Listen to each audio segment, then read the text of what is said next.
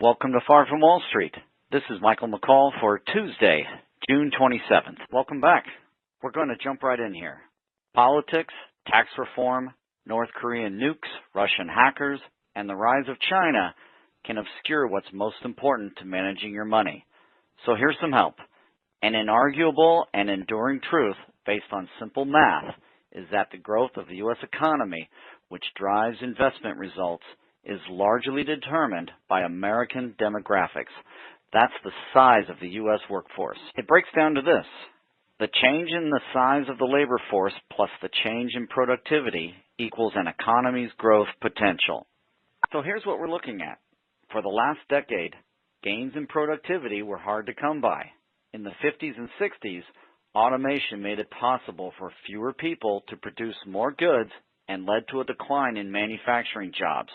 It spawned new jobs in fields that never existed before. With more of the workforce in service jobs that require more education and training, a mark of progress, gains in productivity have become harder to achieve, and that trend is not expected to suddenly change. Going back to our equation, a 1.2% change in productivity means the workforce would have to grow by 1.8% for the U.S. economy to grow 3% a year. Now, is that realistic? The answer is in the demographics reshaping the U.S. workforce, and what you're looking at is the population wave known as the baby boom generation and its echo. The baby boom generation, the 117 million individuals born from 1946 to approximately 1976, was responsible for a major increase in the size of the American workforce. But the echo boomers, the children of the baby boom generation, is an even bigger population wave. Okay, just look at the slope of the line for the moment. That's the forecast for the working age population, calling for slow growth for about the next decade as the peak of the baby boom age wave retires. But beginning in 2030, growth in the working age population is expected to pick up sharply to a compound annual rate of growth of about 0.4%. Now, same deal. Look at the slope. In comparison to most large economies, Europe, Japan, and increasingly China, demographics put the U.S. in an enviable economic position. The U.S. has the large echo boom population in its future, while most other major economies don't.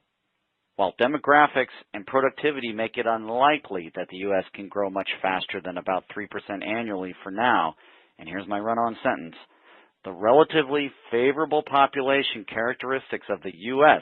versus other countries make the U.S. likely to continue to be a magnet, attracting foreign investment capital over the long run. Well, here's our famous slide again, the one that lists all the negative news events. I know, the Standard & Poor's 500 index has been breaking all-time highs for months, and a correction of 10 or 15% is always possible. The fundamental economics driving stock prices for the long run are what matter most, however, and this is what we focus on in seeking investment solutions that are in your best interests. For news affecting your wealth, you can trust our channel on YouTube. We'll be here, available anytime on your desktop, smartphone, or tablet in times of uncertainty to keep you informed. Please subscribe to our email newsletter or YouTube channel for breaking news coverage. Please contact my office with any questions or to set up a meeting. And don't hesitate to share this video with friends who might benefit from my work. Remember, it's great to be far from Wall Street.